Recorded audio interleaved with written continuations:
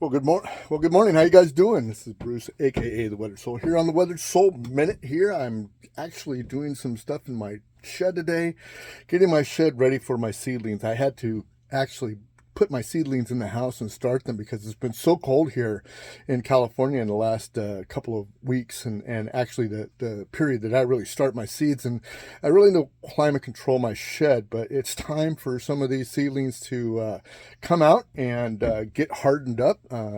Actually, these seeds have been in the ground for about 2-3 weeks, so they're going to be ready in about another 4 or 5.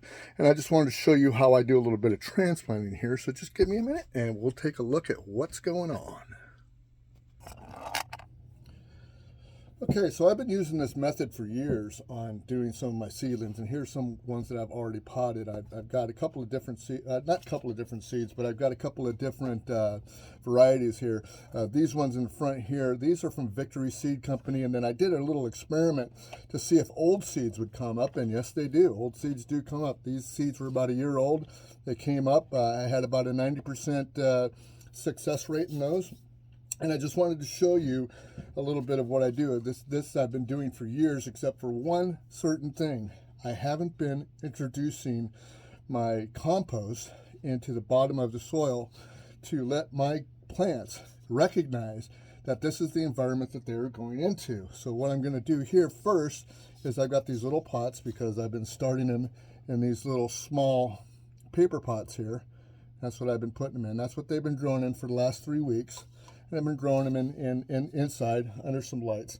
And now it's time to bring them outside or in the shed, start letting them get the wind hitting them, get them strengthened up for the year. And it's still a little cold, but I've got some dappled sun. I think most of the freeze is over, so we're just going to go ahead and do these things and get them outside and get them all hardened up for the year. And other lucky people are going to come, because I'm going to get about $2 to $3 a piece for these plants that I don't use. And the rest of them I'm going to put in my garden, and I'll just bounty through the nice year of having a harvest of cucumbers. So what I've got here is I've got some of my compost, and contrary to popular belief, compost doesn't look like dirt. I mean, it's nice and smells good, but it's not dirt. It's compost. So what I'm going to do is that I've introduced this compost into my yard for about 12 years now. And so this stuff is done. It's got some nice worms in there and stuff like that. And I'm just going to go ahead and put some on the bottom of there, because basically all my soil has all these amendments in it throughout the years. And they need to know, this little plant right here needs to know what it's going to find when it gets planted in the ground.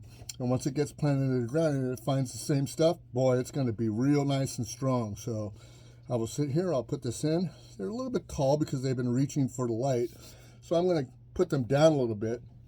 And then I'm just going to introduce my potting soil, which is just actually some compost potting soil that I bought from Costco.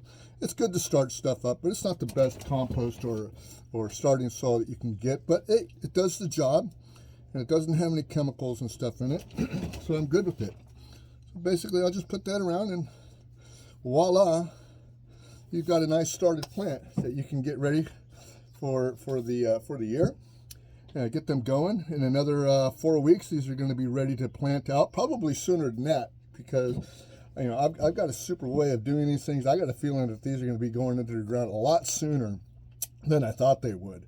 But in the meantime, what we're going to do is we're going to take these plants, and we're going to put them outside and let the wind get them, let the rain get them for a little bit, not all day, just a couple hours, during the day, and then bring them back inside. I'm waiting for my lights to come in. They should come in tomorrow. So my grow lights that I used to have here have since, never had grow lights, so I got some grow lights. So I've got this grow light here. This is just an LED light that I use, that I'll be turning on. It's not the best grow light, but it is light. I've actually got some good grow lights, and I'll put those links of the grow lights that I'm using, that I'm going to be using, to show you what lights are going to be on top of these plants every day. So it's going to get a little bit of outdoor light, it's going to get a little bit of indoor light. until they're ready to go out. But gradually throughout the weeks, I'll be putting these out longer and longer, letting the wind get them, letting the rain get them, letting the elements get them. And hopefully the birds and the squirrels that are around here won't get them. But anyway, I just wanted to share that with you, a little quirk of how I do my transplanting from small pots or starter pots into bigger pots. And this is Bruce, aka The Weathered Soul. If you like this video, please share it with somebody and subscribe to my YouTube channel and listen to my podcast, Weathered Soul. And we will talk to you later. Have a good day.